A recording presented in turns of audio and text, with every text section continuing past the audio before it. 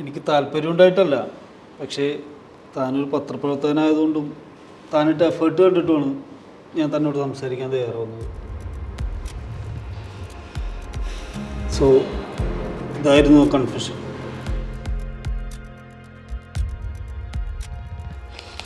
എനിക്ക് അർജുനെ ഒരുപാട് ഇഷ്ടമായിരുന്നു.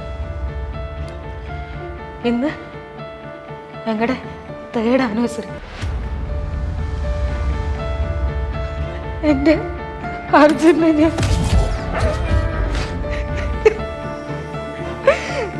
അർജുനെ ഞാൻ കൊന്നു. എൻ്റെ സർവീസിൽ അവസാന ആഴ്ചയായിരുന്നു, ഒരു തിങ്കളാഴ്ച.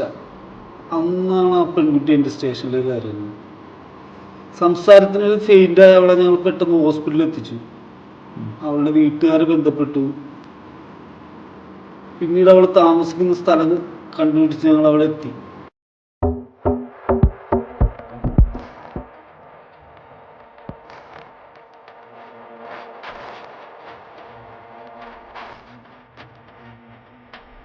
അവിടെ ചോരപ്പാടുണ്ടായിരുന്നു, ഒരു മൽപ്പിടുത്തം നടന്നതിൻ്റെ ലക്ഷണങ്ങളും ഉണ്ടായിരുന്നു. പക്ഷേ അർജുൻ്റെ ബോഡി ഞങ്ങൾക്ക് അവിടെ നിന്ന് കിട്ടിയില്ല.